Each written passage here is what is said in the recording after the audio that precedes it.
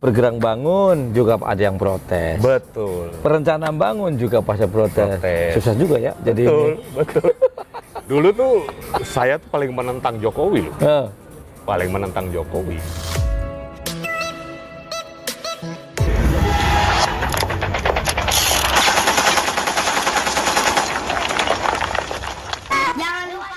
Oke. Nah, Assalamualaikum sahabat Lukman. Ini udah lama nggak ngobrol-ngobrolin, ada mana ya ini, dibilang teman-teman, bilang senior-senior, dibilang guru-guru, dibilang bapak juga bapak. Ini Bang Nikolai Aprilindo, ya Bang. Ya. Gimana kabar? Sehat ya? Alhamdulillah sehat. Oke. Nah, Bang, ini mungkin kalau banyak yang belum tahu siapa sih Bang Nikolai itu. Nah, ini gue sedikit sharing Bang ya. Bang, kalau nggak salah itu jadi tim apa sih ya? Penasihat hukum apa tim apanya gitu? Pak Hasim kan ya kalau nggak salah ya? Ya. Nah, Bang, ini kalau nyikapin apa sih itu? Ada IKN ini kan rame. Bahkan akhirnya siapa itu Edi Mulyadi sampai sekarang masuk bui, ditahan karena ya terlalu kenceng gitu. Emang bener emang itu ada kong kali kong tanah, jadi Prabowo jadi menteri pertahanan, terus kong kali kong sama Jokowi, tanahnya keluarganya harus dipaksa beli untuk jadi ibu kota gitu, gimana sih? Oh, itu info yang sangat menyesatkan kalau saya bilang. Ya, untuk diketahui itu saya dari tahun 2002 itu sudah masuk dalam lingkaran usaha dari Pak Hasim maupun Pak Prabowo waktu itu. Sepulang beliau dari Yordania, kemudian beliau mulai membangun usaha, mulai bekerja sebagai bisnismen, sebagai pengusaha, membangun usaha-usaha beliau yang pernah dirintis oleh orang tua beliau. Nah, dan kemudian kalau dikatakan munculnya IKN ini ada semacam tanda kutip kong kali kong atau apa namanya, ada semacam ya kasakusuk dari Pak Prabowo ke Pak Jokowi, itu sangat nggak benar. Saya berani menyatakan itu tidak benar karena begini, IKN ini mulai kapan sih dimunculkan? Baru tahun 2019 kalau nggak salah. Ya. Sedangkan usaha-usaha dari Pak Prabowo dan Pak Hasim itu di Kalimantan Timur itu sudah berlangsung lama. Itu 2004 itu beliau adanya Kiani Kertas. Kemudian 2007 Desember 2007 sampai Agustus 2008 itu Pak Hasim mengakuisisi PT ICI Kartika Utama. Apa itu ICI? ICI itu International Timber Corporation Indonesia. Artinya perusahaan yang bergerak di dalam pengelolaan pembuatan kayu lapis. ICI itu mempunyai semacam HPH, hak pengelola hutan. Sementara ICI itu sudah berdiri lebih dulu. Itu tahun 93 itu ICI sudah ada. ICI itu dulu dimiliki oleh YKEP atau YAKEP gitu. Itu Yayasan Kartika Eka Paksi milik TNI. Oke. Tahun 1998 TNI kan dilarang berbisnis. Nah, karena TNI dilarang berbisnis, usaha-usaha TNI yang di Kalimantan, khususnya di ICI, itu dijual kepada pihak swasta. Oke. Nah, pihak swasta yang membeli itu salah satunya Pak Hasim. Oke. Ya, Pak Hasim. Itu tahun 2007 sampai 2008 itu diakuisisi. Itu. Sementara ada juga pengusaha lainnya yang mempunyai usaha yang bekas dari ICI juga, yaitu ICI Hutani Manunggal. Oke. Itu dimiliki atau dibeli oleh Sukamto Tanoto. Oh, Pak Sukamto. Ya, Sukamto Tanoto. Itu IHM namanya, ICI Hutani Manunggal. Sedangkan yang punya Pak Hasim itu ICI Kartika Utama. Jadi beliau tetap memakai nama perusahaan yang lama itu, ICI Kartika Utama. Nah, waktu itu dibeli oleh Pak Hasim itu luasan daripada ICI itu 262 sekian hektar. 262.000 sekian hektar. Kemudian pada tahun 2010 itu perpanjangan izin. Izin dari ICI. Dan pada tahun 2012-2013 perpanjangan izin berdasarkan SK Menteri Kehutanan waktu itu. Keluarlah izin perpanjangan itu untuk HPH itu. Luasannya dikurangi. Dari 262.000 sekian hektar itu tinggal menjadi 173.000 sekian hektar. Jadi dikurangi 93.000 hektar. Nah, 93.000 hektar ini oleh Pak Hasim diserahkan kembali kepada negara untuk dipergunakan oleh pemerintah kabupaten, baik itu Panajam Pasir Utara, Kutai Barat, Kutai Kertanegara. Jadi ICI ini berada di 3 wilayah kabupaten. Jadi bukan hanya di PPU, ya. Jadi hutan dia itu ada 3 kabupaten. Nah, 2013 itu dikeluarkan 93.000 dan dikembalikan kepada negara untuk dipakai atau diserahkan kepada masing-masing kabupaten tersebut. Ya. Jadi sisa yang dikelola oleh Pak Hasim, HPH-nya itu 173.000 lebih. Itu tahun 2013. Nah, setelah beliau membeli itu dalam keadaan hutan rusak. Waktu beliau beli. Beliau melakukan reboisasi, melakukan pembenahan semuanya, termasuk manajemen segalanya. 2016 beliau melakukan program di ICI. Itu program air bersih, program rebuild system, program bioenergi, dan program-program lain untuk mendukung hutanisasi kembali di Kalimantan Timur. Ditanamin apa itu? Ya, reboisasinya ditanamin apa?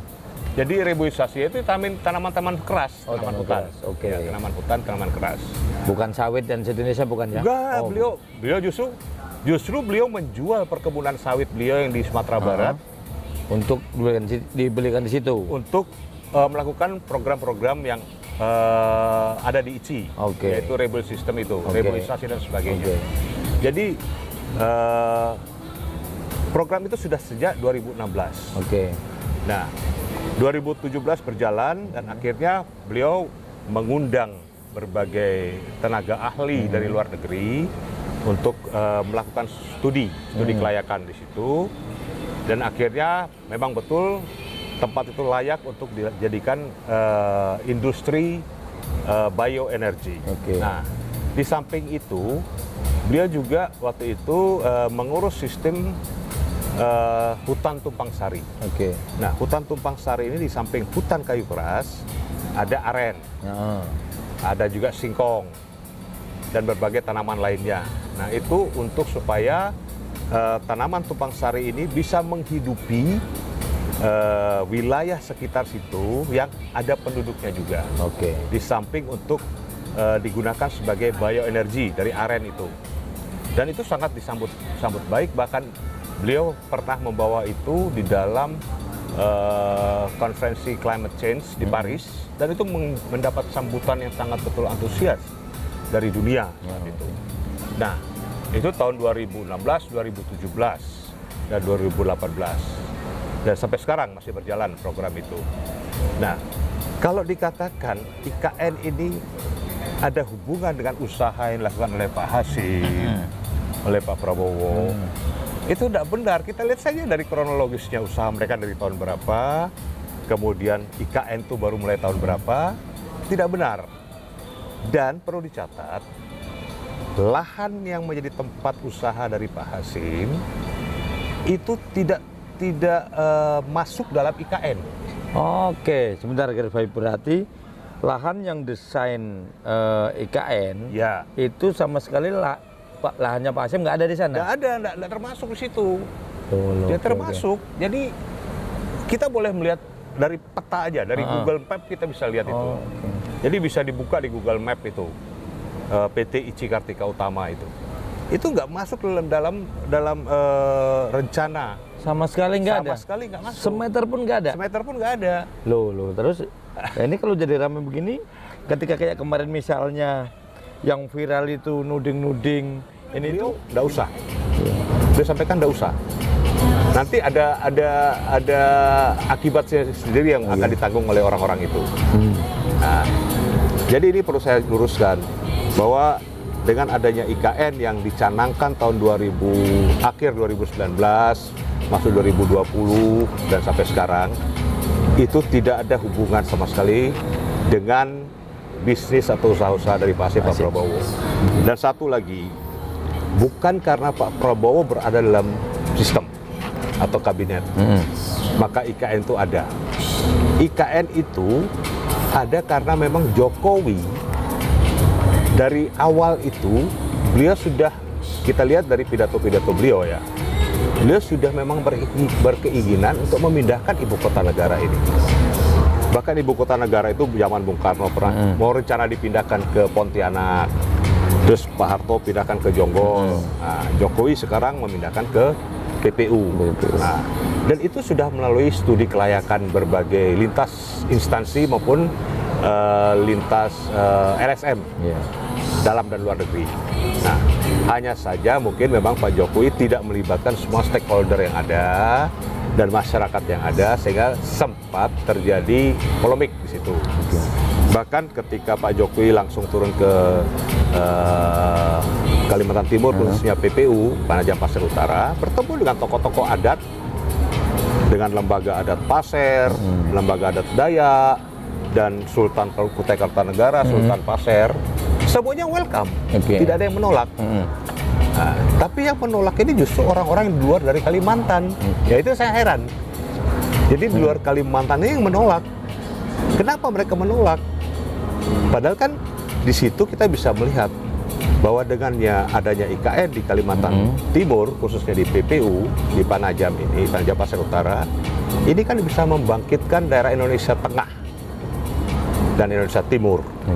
Jadi pembangunan itu tidak terkonsentrasi hanya di Indonesia bagian barat, tetapi juga dibagi kepada Indonesia Timur maupun Indonesia Tengah, supaya teritorial kita, kedaulatan kita terjaga, sehingga tidak ada gejolak-gejolak seperti daerah-daerah yang mau memerdekakan diri karena kesenjangan ekonomi dan sebagainya. Nah, ini satu usaha, satu upaya yang sangat bagus sebenarnya. Hanya mungkin momennya belum tepat. Momennya belum tepat karena Indonesia sedang mengalami krisis saat ini dengan adanya pandemi COVID dan sebagainya. Tetapi kalau bukan sekarang, kapan lagi? Kalau kita menunggu sampai COVID habis, ya mau kapan lagi? Ini kan jadi tanda tanya. Kita nggak bisa membangun dong kalau gitu. Poinnya sih memang kadang-kadang gini ya. Tidak bergerak bangun juga ada yang protes. Betul. Perencanaan bangun juga pasti protes. Susah juga ya. Jadi betul. Dulu tuh saya tuh paling menentang Jokowi loh. Paling menentang Jokowi. Tapi setelah saya melihat beberapa pemikiran beliau yang futuristik, yang ke depan sangat bagus, saya dalam hati, oh benar juga nih orang. Tetapi beliau memang kekurangan beliau gerasa gerusuk, mau cepat, sehingga tidak mengakomodir pendapat-pendapat dari seluruh stakeholder atau masyarakat yang ada. Nah, saran saya sebaiknya untuk pembangunan IKN ini diadakan semacam referendum nasional. Setuju tidak ibu kota negara dari Jakarta dipindahkan ke Kalimantan Timur? Tapi undang-undang udah jadi. Ya itu masalahnya. Itu saya bilang gerasa gerusu itu. Iya. Jadi sebelum dimatangkan,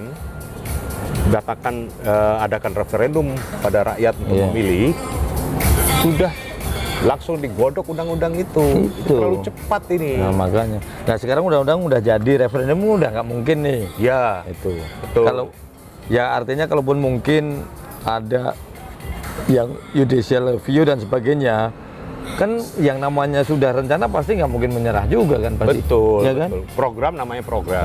Tapi kan ini semua belum matang. Betul. Kalau saya belum matang. Saya punya satu solusi. Apa itu? Daripada terjadi polemik, untuk sementara kementerian-kementerian aja dulu dia pindah. Jadi kementerian-kementerian ini dipindah.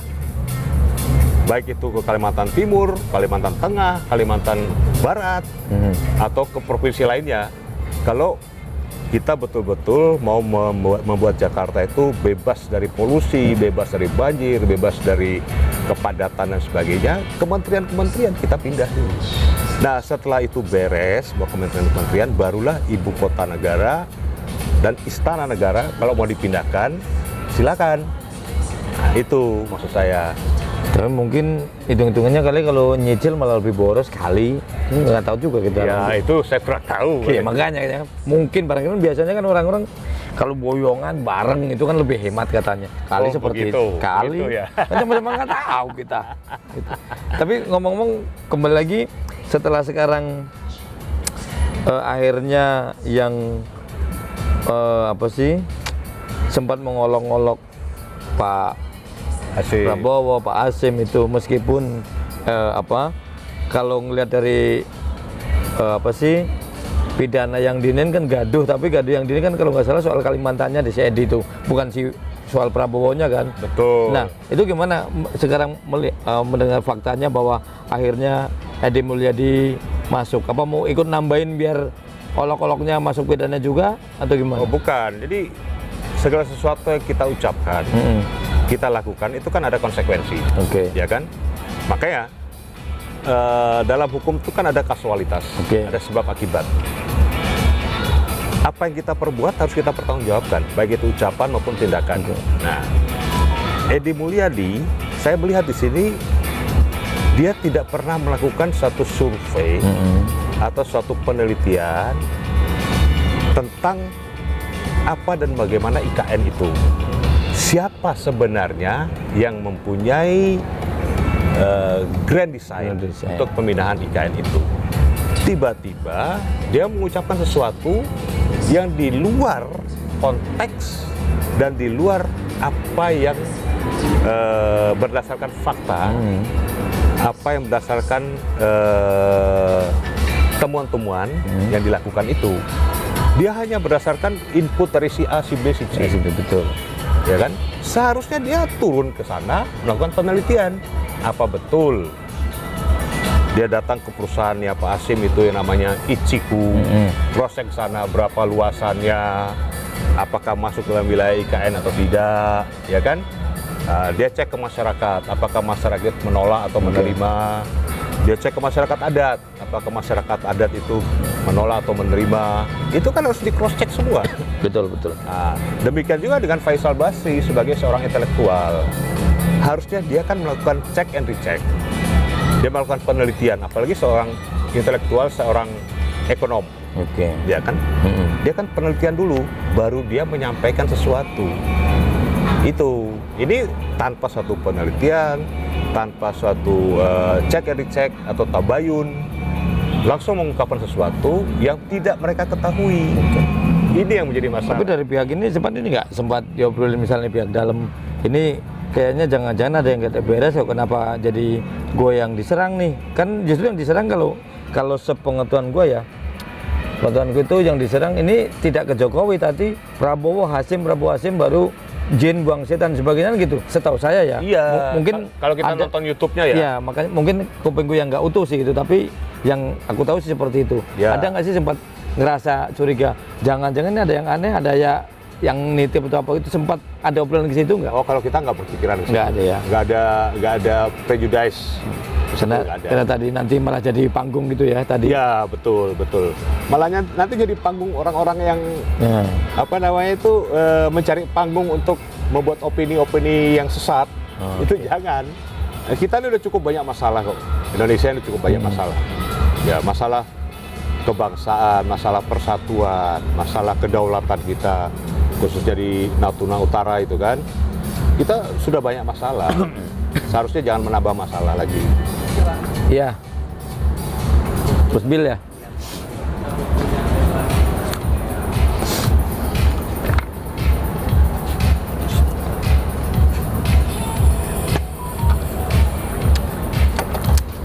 Ini Mas. Udah, satu. Jadi itu yang seharusnya kita lihat segala sesuatu secara komprehensif. Jadi kita menilai sesuatu itu secara komprehensif. Jangan sepotong-sepotong. Nah, kalau sepotong-potong ya jadinya pengetahuan kita pun sepotong-sepotong. Jadinya informasi yang sesat. Rokok. Enak kan? Tapi nggak apa-apa. Ini pembelajaran buat kita semua.